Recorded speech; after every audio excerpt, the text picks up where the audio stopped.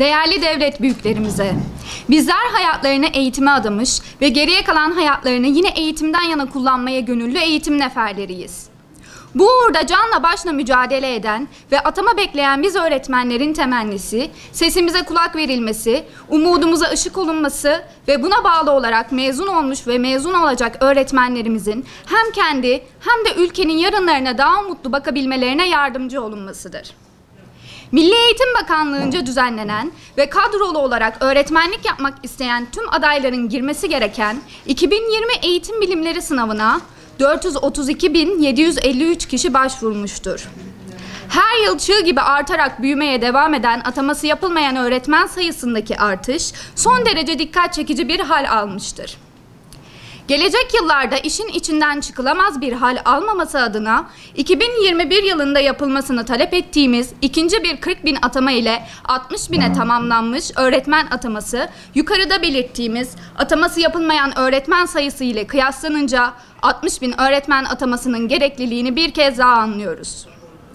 Atama bekleyen yüz binlerce öğretmen mevcut iken adını dahi anmaktan imtina ettiğimiz ücretli öğretmenlik hem biz atama bekleyen öğretmenlere yapılan bir haksızlık hem de Türkiye eğitim sistemine vurulmuş bir baltadır. Alakasız bölümlere, alakasız branşların yerleştirilmesiyle eğitim adına günden güne korkutucu bir tablo çizmeye devam eden ücretli öğretmenlik, hem öğretmenlerin branşlarına hem öğretmenlerin eğitim hayatları boyunca verdiği emeklere hem de Türkiye eğitim sistemine yapılmış ve ivedilikle dönülmesi gereken büyük bir yanlıştır. Atamamız yapılmadığı için öğretmen değil, öğretmen adayı olarak anılmamız bizi derinden üzmektedir. Oysa hepimiz diplomamızı almaya hak kazandığımız gün ücretli, kadrolu, sözleşmeli veya ataması yapılmayan şeklinde ayrım yapılmaksızın öğretmen olarak anılmaya hak kazandık. Öğretmen olmak devletin bir kurumuna atanmak demek değildir. Tüm öğretmenlerimiz genç dimalara rehber olmak ve eğitim vermek için diplomasını aldığı gün zaten adaylık statüsünden çıkmıştır. En son yayınlanan Sayıştay raporu verilerine göre ülke genelinde ihtiyaç duyulan 138.393 öğretmen açığı bulunmaktadır. Sayın Bakanımız Ziya Selçuk'un 5 Ekim'de yaptığı konuşmasında bahsettiği pandeminin devam etmesi halinde eğitimde ikili sisteme geçilmesi ya da sınıf mevcutlarını düşürme ile ilgili yapılan planlamalar ve bunlar için hazırlanan düzenlemeler de gösteriyor ki ilerleyen günlerde şu an var olan öğretmen ihtiyacı sayısı en az 2 kat artacaktır.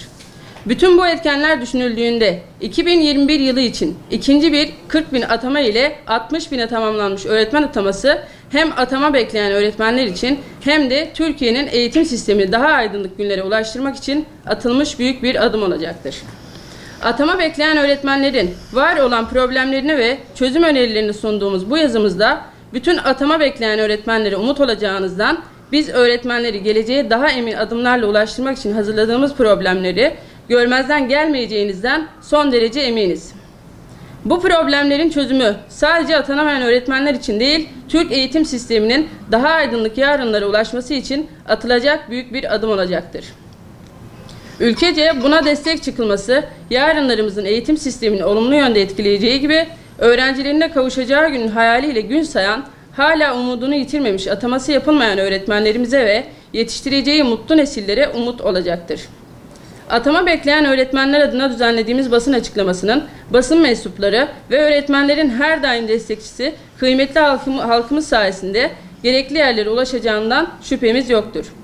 Aynı şekilde sayın devlet büyüklerimizin bu konuda gerekeni yapacağından hiçbir kuşkumuz yoktur. Basın açıklamamıza son vermeden önce ebediyete uğurladığımız Şehit Şenay Aybüke Yalçın, Oğuz Uysal, Necmettin Yılmaz, babasıyla birlikte şehit edilen Neşe Altan öğretmenlerimiz başta olmak üzere tüm şehit öğretmenlerimizi rahmet ve minnetle anıyor, geleceğimizin onların umudu kadar berrak ve temiz olmasını diliyoruz.